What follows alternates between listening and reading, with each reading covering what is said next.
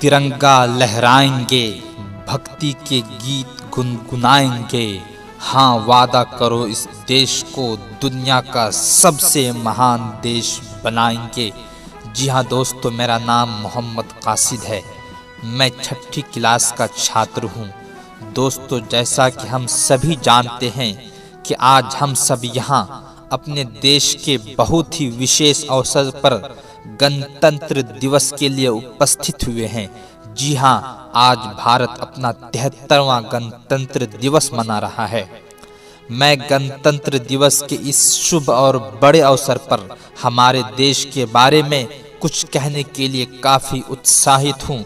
मैं बताता चलूं कि आज हम सभी अपने राष्ट्र का 73वां गणतंत्र दिवस मनाने के लिए यहाँ आए हैं। दोस्तों, 15 अगस्त 1947 को भारत को स्वतंत्रता मिली, जिसे स्वतंत्र दिवस के रूप में मनाया जाता है, और 26 जनवरी को संविधान लागू हुआ, जिसके लिए गणतंत्र दिवस के रूप में गणतंत्र दिवस मनाया जाता है।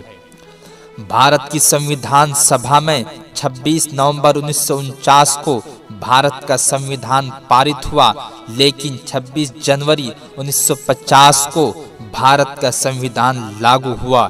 इसीलिए हम 26 जनवरी को हर साल भारत के गणतंत्र दिवस के रूप में मनाते हैं और 26 नवंबर को संविधान दिवस के रूप में मनाते हैं, जिसका मतलब था कि हमने ऐसे लोकतांत्रिक शासन को अपनाया जिसको जनता चुने, जनता के द्वारा शासन किए जाएं। गणतंत्र का सीधा मतलब है कि गण का तंत्र यानी आम आदमी का सिस्टम। इस गणतंत्र के मायने है कि देश में रहने वाले लोगों की सर्वोच्च शक्ति और सही दिशा में देश के नेतृत्व के लिए राजनीतिक नेता के रूप में अपने प्रतिनिधि चुनने के लिए सिर्फ जनता, हाँ सिर्फ जनता के पास ही अधिकार है। दोस्तों, गणतंत्र का मतलब देश में रहने वाले लोगों को संपूर्ण स्वतंत्रता और देश को सही दिशा में ले जाने के लिए एक राजनीतिक नेता के रूप में अपने प्रतिनिधियों का चुनाव करने का पूरा अधिकार मिलता है। इसलिए भारत एक स्वतंत्र और गणतंत्र देश है और लोगों को भारतीय संविधान उनके मौलिक अधिकार प्रदान करता है। भारत का संविधान हमें अपने प्रधानमंत्री, विधायक, नगर निगम, पार्षद आदि के रूप में चुनने की स्वतंत्रता प्रदान करता है।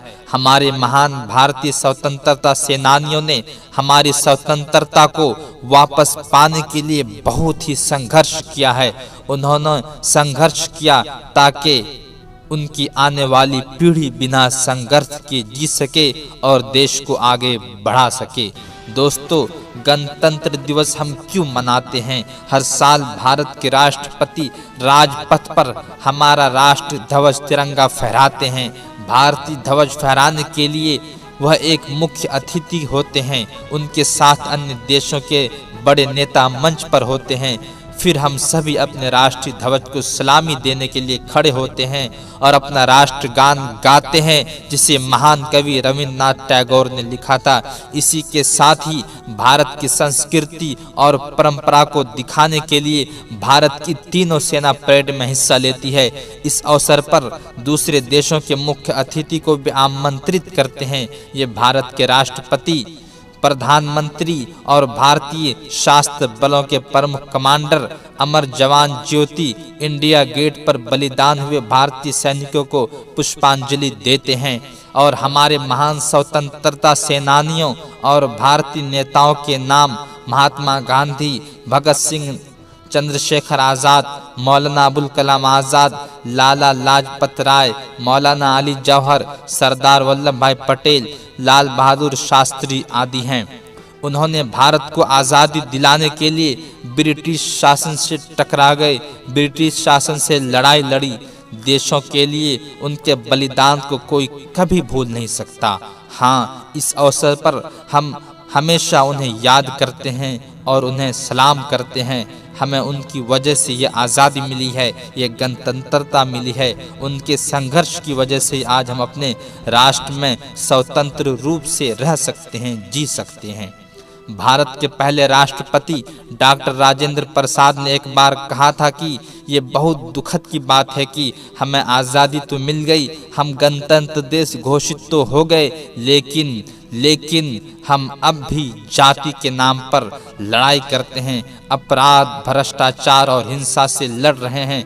हमें एक भारत के श्रेष्ठ भारत की तरफ बढ़ना होगा, हमें आपस में लड़ना बंद करना होगा, धर्म जाति के नाम पर हमें लड़ना बंद करना होगा, इसलिए कि भारत एक गणतंत्र राष्ट्र है, एक स्वतंत्र राष्ट्र है, यहाँ सभी को सभी तरह की आज़ादी हासिल है। इसी चंद बात पर अपने बात को ख़त्म करता हूँ। सारे जहाँ से अच्छा हिंदुस्तान हमारा, हम बुलबुलें हैं इसकी ये गुलसिता हमारा।